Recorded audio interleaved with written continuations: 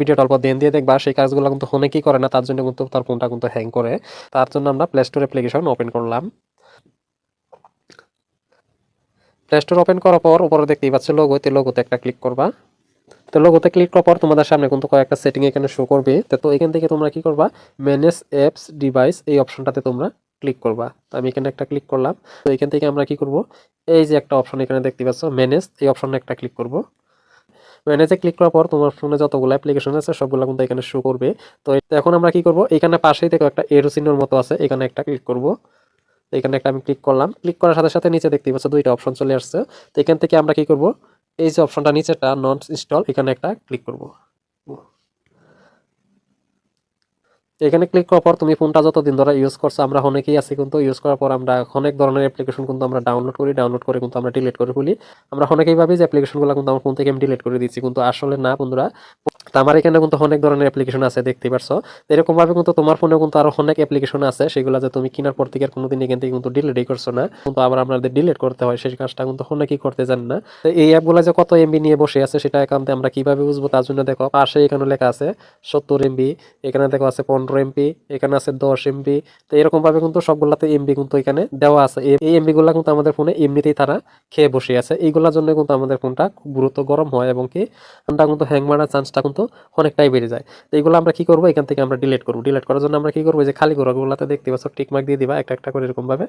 সবগুলো সিলেক্ট করার পর তুমি উপরে একটা জিনিস নজর করো, এখানে আমি 3-4টা ক্লিক করলাম, এখানে সাথে সাথে 118 এমবি কিন্তু যে এটা ডিলিট করলে আমার খালি হবে। তো আমি সবগুলো মার্ক করে আমি তোমাদেরকে টোটাল এমবিটা দেখাই যে এখানে কত এমবি আমার এগুলো ডিলিট করলে খালি হবে। তো দেখো আমি সবগুলো মার্ক করে নিচ্ছি।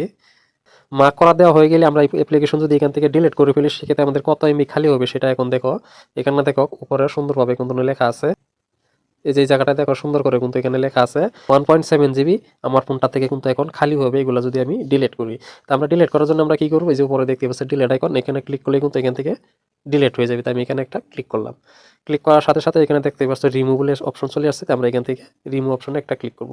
ক্লিক করার সাথে সাথে দেখতেই পাচ্ছ এখন কিন্তু আর কোনো এখানে অ্যাপ্লিকেশন নাই, আমার ফোনটা কিন্তু অনেকটাই এখন হালকা হয়েছে। তো এইভাবে কিন্তু তোমাদের ফোনের কিন্তু তোমরা নিজেরাই 12টা বাজাচ্ছে সেটা কিন্তু অনেকেই জানো না।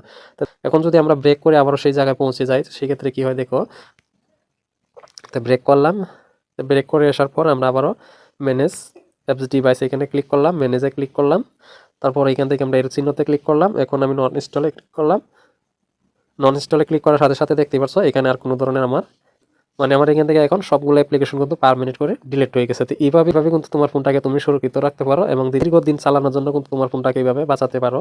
তারপরে আরেকটা কাজ করবা কি, এটা হয়ে গেলে তো আমরা এখান থেকে ব্রেকে চলে যাবো, কারণ এটা আমার কাজ শেষ। তো এখন চলে যাবো আমরা গুগল অ্যাপ্লিকেশনে। তো গুগলে আসার পর আমরা এখানে এই যে গুগল অ্যাপ্লিকেশন, তো গুগল অ্যাপ্লিকেশনটা আমরা ওপেন করে নিব।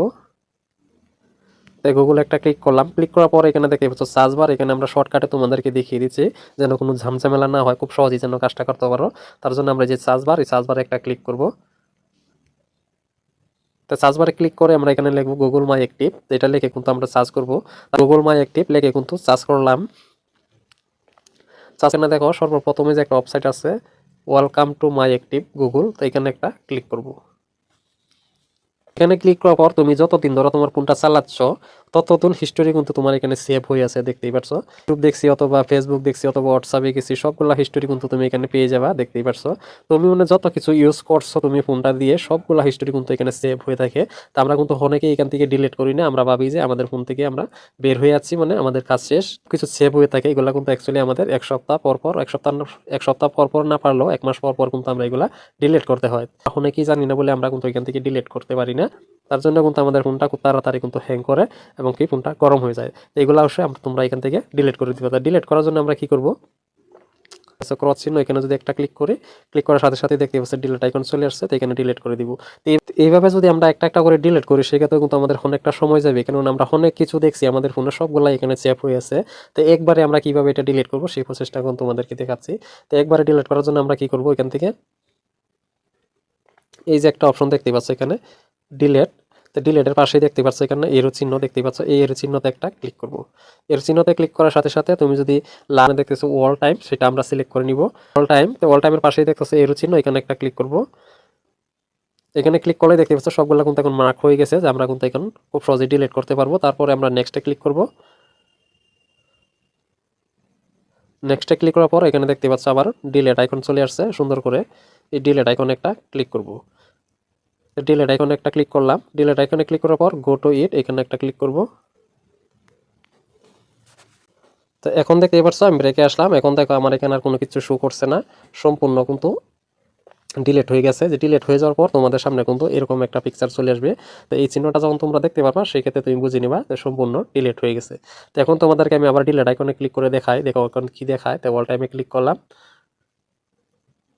তো দেখতেই পাচ্ছ এখন আমার কোনো কিছু নাই এখানে বলছে, আমার মনে সম্পূর্ণ ডিলিট হয়ে গেছে। নিচেই দেখতে পাচ্ছ এখানে ক্লোজ অপশন চলে আসছে, তো এটা আমাকে ক্লোজ করতে বলছে, কেননা আমার এখানে আর কোনো কিছু নেই, সব কিছু আমি ডিলিট করে ফেললাম। তো এইভাবে কিন্তু তোমাদের ফোনটাকে দীর্ঘদিন বাঁচিয়ে রাখতে পারো, এগুলা সব কিছু ঠিকঠাক রেখে। এই ভিডিওটা দেখে যদি তোমার একটু উপকার হয়ে থাকে তাহলে অবশ্যই ভিডিওতে একটা লাইক করো, আর কমেন্ট করে তোমাদের মন্তব্য জানাও। আরও তুমি কোন ধরনের ভিডিও আমার কাছ থেকে দেখতে চাও অবশ্যই তোমরা কমেন্ট বক্সে কমেন্ট করে জানাতে পারো। বন্ধুরা, যে কথাটা না বললেই নয়, তুমি যদি আমার চ্যানেলে নতুন সদস্য হয়ে থাকো তাহলে অবশ্যই চ্যানেলটা সাবস্ক্রাইব করে আমার পাশেই থাকো, আরও এরকম ইম্পর্টেন্ট ভিডিওগুলো যেন সবার আগে তোমার কাছে পৌঁছে যায়।